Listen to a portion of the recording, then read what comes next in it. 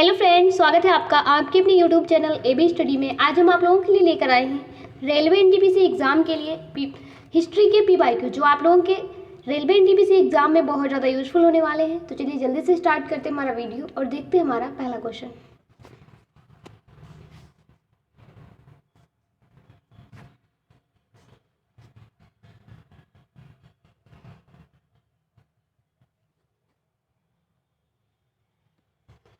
तो आज का पहला क्वेश्चन है, नीचे दिए गए शासकों का सही काल अनुक्रम क्या है? तो इसका राइट आंसर हो जाएगा इसका राइट आंसर होगा चंगेज खान। एक सेकेंड। क्या है क्वेश्चन कि नीचे दिए गए शासकों का सही काल अनुक्रम क्या है? तो इसका राइट आंसर क्या हो जाएगा?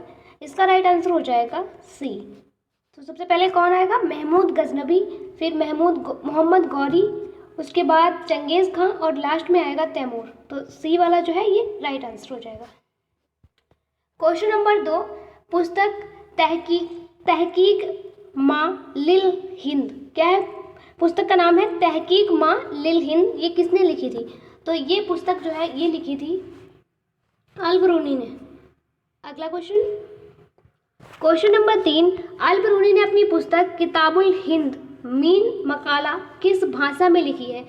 अल-बरूनी की किताब है जिसका नाम है किताबुल हिंद। ये कौन सी भाषा में लिखी गई है? तो ये लिखी गई है अरबी भाषा में। किताबुल हिंद पुस्तक जो है, किताब जो है वो लिखी गई है अरबी भाषा में। अगला क्वेश्चन नंबर 4, किताबुल हिंद एक किताब जो भारत के इतिहास का उल्लेख करती है डैश द्वारा लिखी गई है। तो अभी हमने पीछे पढ़ा कि किताबुल हिंद जो है वो किसके द्वारा लिखी गई है? वो अल-बरूनी के द्वारा लिखी गई है। और कौन सी भाषा में लिखी गई है? तो अरबी भाषा में लिखी गई है। ठीक है।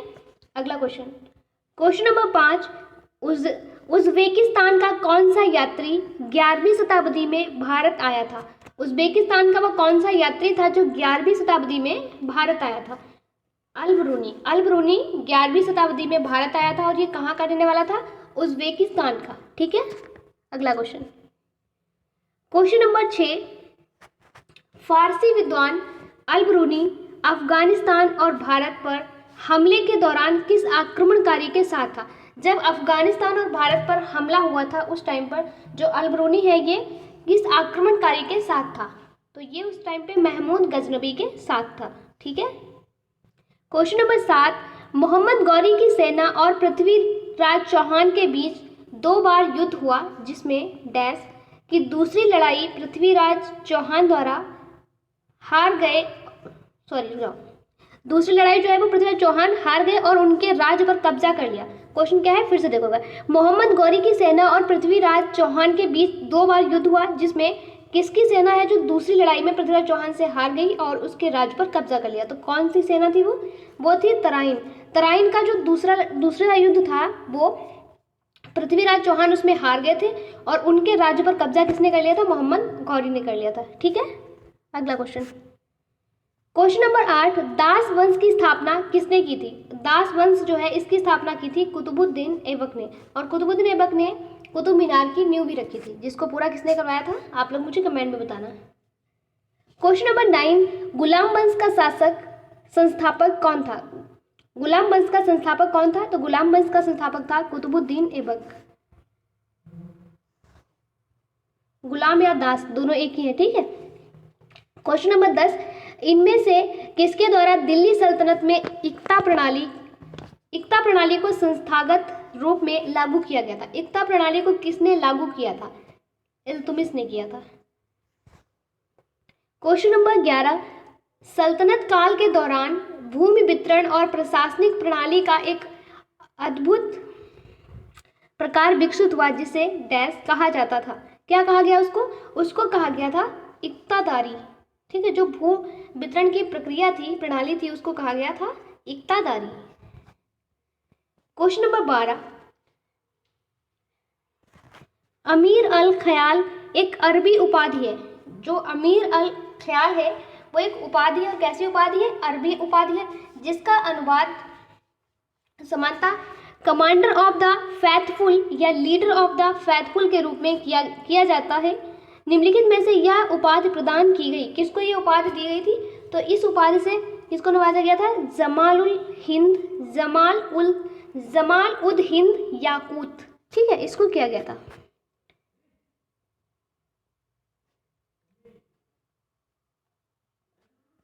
क्वेश्चन नंबर 13, सल्तनत शासक गयासुद्दीन बलबन ने किस अवधि के दौरान दिल्ली पर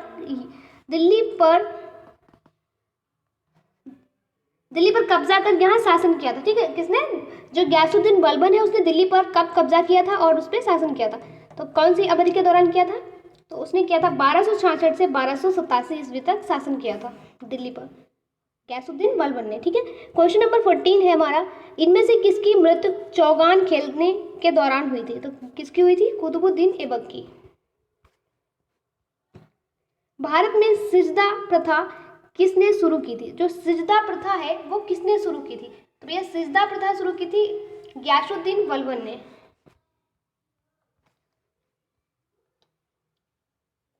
क्वेश्चन नंबर 16, डैश ने नौरोज नामक प्रसिद्ध फारसी त्योहार की शुरुआत की थी? नौरोज नामक एक फारसी त्योहार है जिसकी शुरुआत किसने की थी? गयासुद्दीन बलबन ने। क्वेश्चन नंबर 17, निम्नलिखित में से दिल्ली सल्तनत का सही क्रम क्या है? तो दिल्ली सल्तनत का सही क्रम क्या है? पहले गुलाम वंश आया, उसके बाद खिलजी वंश आया, फिर तुगलक वंश आया और उसके बाद लोधी वंश आया। ठीक है, तो कौन सा सही हो जाएगा? हमारा सही हो जाएगा बी वाला। ठीक है, क्वेश्चन नंबर 18, डैश के बीच की अवधि को दिल्ली सल्तनत की अवधि के रूप में जाना जाता है? कौन सी शताब्दी से कौन सी शताब्दी के समय को क्या कहते हैं? दिल्ली सल्तनत का समय कहते हैं, उसकी अवधि कहते हैं। तो कौन सा हो जाएगा? वो हो जाएगा 1206 ईस्वी से 1526 ईस्वी तक।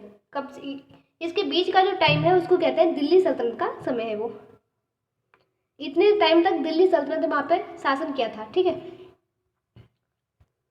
Question number 19, Razia Sultan dash की बेटी थी? रजिया सुल्तान किसकी बेटी थी? तो रजिया सुल्तान जो है वो इल्तुतमिश की बेटी थी, इल्तुतमिश। ठीक है, और ये पहली मुस्लिम शासिका थी। ठीक है, क्वेश्चन नंबर 20, दिल्ली सल्तनत की पहली महिला शासिका रजिया सुल्तान किस राजवंश से संबंधित थी? रजिया सुल्तान का कौन सा वंश था? तो रजिया सुल्तान जो है ये दास राजवंश से रिलेटेड थी। ठीक है, क्वेश्चन नंबर 21, दिल्ली सल्तनत की एकमात्र महिला शासक कौन थी? रजिया सुल्तान।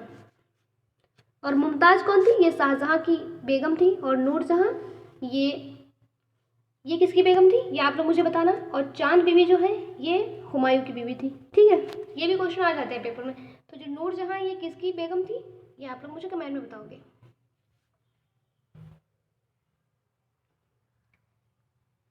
क्वेश्चन नंबर 22, दिल्ली की पहली महिला शासक कौन थी? दिल्ली की पहली महिला शासक जो है वो कौन थी? रजिया सुल्तान थी।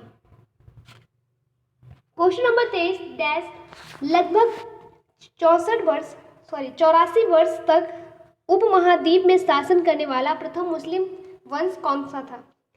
जिसने 84 वर्ष शासन किया वो मुस्लिम वंश कौन सा? पहला मुस्लिम वंश कौन सा था? तो वो था गुलाम वंश। गुलाम वंश ने कितने वर्ष शासन किया? तो 84। ठीक है, 84 वर्ष शासन किया।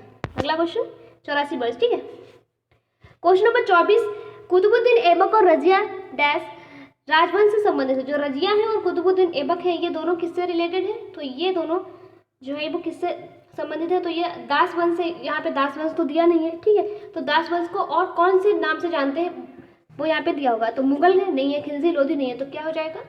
तो वो हो जाएगा मामलुक। ठीक है, क्वेश्चन नंबर 25, डैश ईस्वी में कुतुबुद्दीन ने खुद को दिल्ली का सुल्तान घोषित कर दास राजवंश के शासन की शुरुआत की?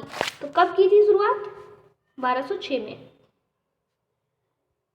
क्वेश्चन नंबर 26, कौन सा शासक कुतुब मीनार के निकट अलाई मीनार बनवाना चाहता था लेकिन उसका निर्माण कार्य पूर्ण नहीं हो सका? कौन सा शासक चाहता था जो कुतुब मीनार है उसके पास में ही बनाना? कौन सा मीनार? अलाई मीनार। कौन चाहता था? अलाउद्दीन खिलजी। क्वेश्चन नंबर 27, निम्नलिखित में से किसने अपने सैनिक के लिए शहर सिरी का निर्माण किया था। जो सिरी शहर है इसका निर्माण किसने किया था? तो इसका निर्माण किसने किया था? इसका निर्माण किया था अलाउद्दीन खिलजी ने। और किस लिए किया था? अपने सैनिकों के लिए किया था। ठीक है। रानी पद्मावती का संबंध किस शहर से है? रानी पद्मावती जो है इनका संबंध है चित्तौड़गढ़ से।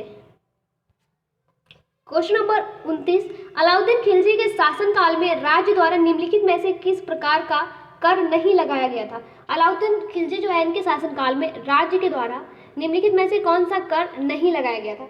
तो कौन सा कर? लघु उद्योगों पर कर नहीं लगाया गया था, बाकी कृषि पर, आवास पर और मवेशियों पर, इन सभी पर कर लगा था।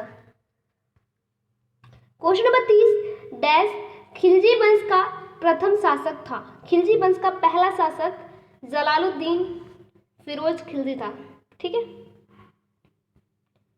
क्वेश्चन नंबर 31, 13वीं सदी में बख्तियार खिलजी ने बंगाल के किस राजा को पराजित किया था?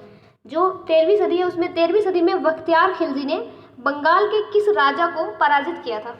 तो बंगाल के लक्ष्मण सेन को पराजित किया था। किसने? बख्तियार खिलजी ने। क्वेश्चन नंबर 32, एक प्रसिद्ध यात्री इब्न बतूता डैश का मूल निवासी था? जो इब्न बतूता है ये कहाँ का रहने वाला था? तो ये था मोरक्को का निवासी था ये। ठीक है। क्वेश्चन नंबर 33, प्रसिद्ध यात्री और लेखक मोहम्मद इब्न बतूता किस देश से संबंधित है? जिन्होंने 14वीं शताब्दी में भारत सहित कई देशों की यात्रा की। 14वीं शताब्दी में हमारे भारत की यात्रा की और भारत के साथ साथ कई अन्य देशों की भी यात्रा की। तो वो कहाँ का रहने वाला था? अभी हमने बताया कि वो कहाँ का था, मोरक्को का था। ठीक है। क्वेश्चन नंबर 34, काकतीय राजवंश का अंत निम्नलिखित में से किसके द्वारा किया गया? जो काकतीय राजवंश है इसका अंत किसके द्वारा हुआ? दिल्ली सल्तनत के द्वारा। ठीक है। क्वेश्चन नंबर 35, मोरक्को है, ठीक है, मोरक्को का प्रसिद्ध यात्री इब्न बतूता किस काल में भारत आया था? उस टाइम पे हमारे देश में किसका शासन था? तो क्या हो जाएगा? दिल्ली सल्तनत। क्वेश्चन नंबर 36, दिल्ली सल्तनत का सबसे बड़ा विस्तार किसके शासनकाल में देखा गया? दिल्ली सल्तनत का जो सबसे बड़ा विस्तार है वो किसके शासनकाल में देखा गया? तो वो देखा गया मोहम्मद बिन तुगलक के शासनकाल में। ठीक है। क्वेश्चन नंबर 37, प्रसिद्ध कन्नड़ नाटक तुगलक जिसका अन्य भारतीय भाषाओं में भी मंचन किया गया है